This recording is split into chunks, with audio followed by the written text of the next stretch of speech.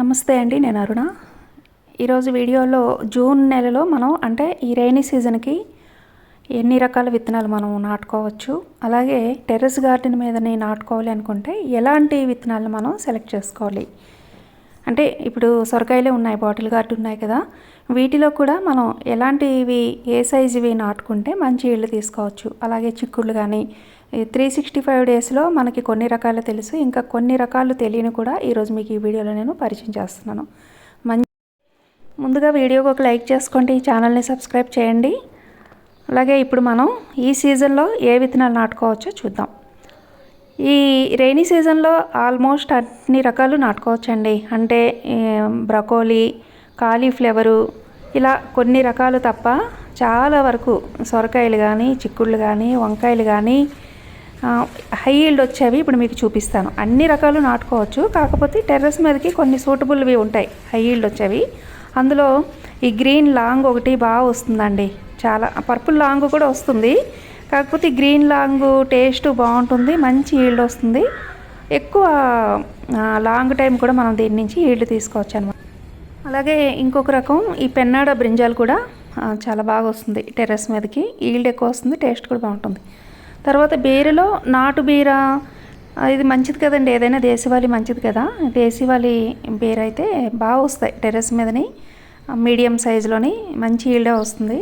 అలాగే లాంగు ఈ సీజన్లో గుత్తి బీర ఇలాంటివన్నీ వేయచ్చు. తర్వాత సొరకాయల్లో ఎక్కువ పెద్ద సైజు కానీ లేదంటే బాగా పొడవు వస్తాయనేవి కాకుండా మీడియము స్మాలే సెలెక్ట్ చేసుకోండి, ఎందుకంటే ఇవి ఎక్కువ వస్తాయి. కాయ కూడా మరీ పెద్దది రాకుండా కొంచెం మీడియం సైజుగా 1 కిలో 2 కిలో లోపలే మనం కట్ చేసుకున్నాం అనుకోండి, మళ్ళీ రిపీటెడ్గా కాయలు మనం తీసుకోవచ్చు.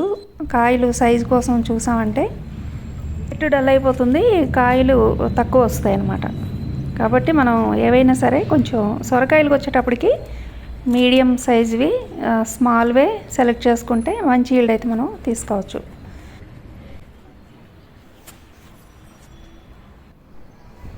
తర్వాత ఇంకా బెండ అండి, బెండలో అయితే రెడ్, గ్రీను ఇలాంటివి మనకి కర్రీకి సరిపడా వస్తాయి. ఇప్పుడు కొత్తగా ఇంకొకటి చెట్టు బెండ వచ్చింది, అది కూడా చాలా హైట్ వస్తుంది, ఒక 5 to 6 feet హైట్ వచ్చేసి కాయలు కూడా ఎక్కువ వస్తున్నాయి. మనం ఇలాంటివి సెలెక్ట్ చేసుకుంటే టెర్రస్ మీదకి ఈల్డ్ కొంచెం బాగా తీసుకోవచ్చు. వీటితో పాటు ఇంకా రకరకాలు ఉన్నాయి కదా, ఈ స్టార్ బెండ అని, ఇలాంటివి కూడా మనం ట్రై చేయవచ్చు.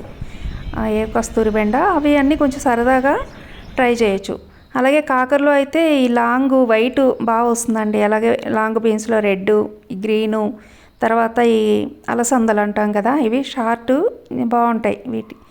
ఈ చిక్కుడులో ఈ వెరైటీ బాగా వస్తుందండి, పింక్ లాంగ్ అయితే బాగా వస్తుంది. ఇది సమ్మర్లో వచ్చే మొక్క ఈల్డేనండి. అలాగే వైటు 365 days ఈ రెండు వస్తున్నాయండి, వైటు షార్ట్. లాంగ్ కంటే షార్ట్ వెరైటీ చూసారా పూత, ఇదంతా ప్రజెంట్ ఈ సమ్మర్లో వచ్చే బ్లూమింగేనండి, ఎప్పటిదో కాదు. వాటితో పాటు ఈ మిక్స్డ్ కలరు చిక్కుళ్ళు చాలా అండి. చిక్కుల్లో అయితే ఒక 30+ ఉన్నాయి. కనుపు చిక్కుడు, పెన్సిల్ చిక్కుడు లాంగు, ఇది షార్ట్. అలాగే పింకు బార్డర్ చిక్కుడు, తర్వాత ఇది కనుపు చిక్కుడు మనం ఎప్పుడు కోస్తూ ఉంటాం కదా, ఇది 365 days వస్తుందన్నమాట. అలాగే 365 days గ్రీన్ చిక్కుడు కూడా వస్తుంది, ఇది రెడ్. మనకి 365 లాంగ్ ఒకటి ఇంతకుముందు చెప్పుకునే వాళ్ళం కదా, అదంతా ఎక్కువ ఈల్డ్ రావట్లేదు. దాని ప్లేస్లో మీరు వైట్ షార్ట్ వెరైటీ తీసుకోండి, తీసుకుంటే ఈల్డ్ అయితే చాలా. సమ్మర్లో కూడా ఒక్కొక్క గుత్తుకి 1 లేదా 2 గుత్తులు కలిపితే మనకి 1/2 కిలో అయితే వస్తున్నాయండి, బంచెస్ లాగా వస్తున్నాయి. ఈల్డ్ బాగుంది, సమ్మర్లో కూడా పూత రావట్లేదు. ఆంధ్రాలో కూడా అది టెస్ట్ చేసిన తర్వాతే దానికి 365 వస్తుందని చెప్పేసి కన్ఫర్మ్ చేసాం అనమాట. కాబట్టి ఈ ముందు నేను చూపించిన ఈ పింక్ లాంగ్ ఒకటి, వైటు షార్ట్ వెరైటీ ఒకటి, గ్రీను ఆల్ సీజను ఒకటి, పర్పుల్ కనుపు చిక్కుడు ఒకటి, ఇవి బాగా ఈల్డ్ వస్తున్నాయి. తర్వాత పింక్ చిక్కుడు కొంచెం తక్కువ వస్తుంది, ఈల్డ్ అంత ఎక్కువ రావట్లేదు అనమాట. ఒక గుత్తుకి 3 నుంచి 4 కాయలు వస్తున్నాయి. ఇదిగోండి ఈ వెరైటీ, అది లాంగ్ ఉంది, ఆ లాంగ్ అయితే అంత ఎక్కువ ఈల్డ్ అయితే రావట్లేదు. ఇది గ్రీన్లోనే లాంగు. తర్వాత బ్లాక్ సీడ్స్లో కూడా చూడడానికి అన్నీ కాయలు ఒకేలాగా ఉంటాయి, కానీ సీడ్స్ డిఫరెన్స్ అయితే మనకు తెలుస్తుంది అనమాట. లోపల సీడ్ చూస్తే ఆ డిఫరెన్స్ అయితే తెలుస్తుంది, కొన్ని కాయలో డిఫరెన్స్ తెలుస్తుంది. ఇష్టపడే వాళ్ళు అయితే ఈ సీజన్లో అన్ని రకాలు ట్రై చేయొచ్చండి, అన్ని రకాల చిక్కుళ్ళు ట్రై చేయొచ్చు. మంచి ఈల్డ్ వస్తున్నాయి అన్నీ కూడా, దేనికదే డిఫరెంట్, ఈల్డ్ కూడా బాగుంది. సమ్మర్లో అయితే ఒక 6-7 రకాలైతే ఇప్పుడు ఇంతకుముందు మీకు చూపించినవి, ఈరోజు నేను కొత్తగా 2 చెప్పాను. ఒకటి షార్ట్ వైట్ షార్ట్ వెరైటీ ఒకటి, పింక్ లాంగ్ ఒకటి. ఈ 2 అయితే 100% సమ్మర్లో కూడా మంచి ఈల్డ్ అయితే వస్తున్నాయి. పాత ఒక 4 వస్తున్నాయి. టోటల్గా మనకు ఒక 6 వెరైటీస్ అయితే సమ్మర్లోని మంచి ఈల్డ్ అయితే మనం తీసుకోవచ్చు. వాటితో పాటు ఇంకా రకరకాలు కాస్త వెడల్పుగా ఉండేవి, సన్నగా ఉండేవి, సీడ్లో డిఫరెంట్గా అనిపించేవి, ఇంకా చాలా రకాలైతే చిక్కుల్లో ఉన్నాయి. ఈ కనుపు చిక్కుడు అయితే హైలైట్ అండి, ఇంకా దీనికి అసలు చెప్పనక్కర్లేదు. టేస్ట్ పరంగా ఈల్డ్ పరంగా చాలా బాగుంది. అలాగే ఇంక ఈ సీజన్లో గుమ్మడి అంటే తీపి గుమ్మడి, ఈ బూడిద గుమ్మడి పెట్టొచ్చండి. అలాగే వింగిడి బీన్స్లోని ఎన్ని రకాలు ఉన్నా పెట్టొచ్చు, బీరలో గుత్తి బీర లాంటివి. అలాగే టమాటో కూడా ఈ సీజన్లో పెట్టవచ్చు. అలాగే దోసకాయల వెరైటీలు, జుచ్చినీలు గ్రీన్ కానీ ఎల్లో కానీ, ఇంక ఇందులో రౌండ్ ఏవో రకరకాలు వచ్చాయి. ఏవైనా సరే మనకి ఇంట్రెస్ట్ ఉంటే ఇవన్నీ కూడా ఈ సీజన్లో నాటుకోవచ్చు. తర్వాత ఆకుకూరలు ఎన్ని రకాలైనా సరే మనం ఈ సీజన్లో ఆకుకూరలు అన్ని రకాలు నాటుకోవచ్చు.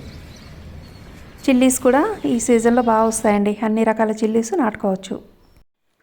అలాగే ఆకుకూరలు వీటితో పాటు పువ్వులు, ఈ ఎడీనియం కానీ, జినియాలు కానీ, కాస్మోస్ కానీ, ఇలా చాలా రకాలు ఈ సీజన్లో పూస్తాయండి. ఆల్ సీజన్ అని చెప్పొచ్చు. ఇవి చాలా రకాలు గోరింట పూలు కానీ అన్ని రకాలు మనం ఈ సీజన్లోని ఏవైనా సరే పూల మొక్కలు ఇంట్రెస్ట్ ఉండేవాళ్ళు అన్ని రకాల పూల మొక్కల్ని నాటుకోవచ్చు. ఇగోండి మార్నింగ్ గ్లోరీ, ఇవన్నీ ఇంచుమించు ఆల్ సీజన్ అని చెప్పొచ్చు అనమాట. చాలా వరకు డాలియా ఇలాంటివి అయితే మనకి సీజనల్, కానీ ఈ మిగతావన్నీ ఇలాంటివన్నీ సమ్మర్ నుంచి rainy season, any season, all సీజన్లో కూడా పూస్తాయి.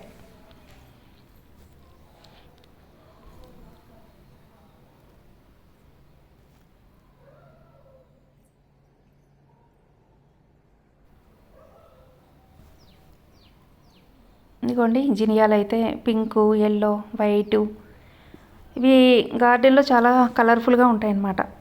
అలాగే హనీ బీస్ని అన్నీ బాగా అట్రాక్ట్ చేస్తాయి. వీటితో పాటు ఎల్లో కలరు పువ్వులు ఎక్కువ గార్డెన్లో వేయడం వల్ల ఈ పాలినేషన్కి హెల్ప్ అవుతుంది.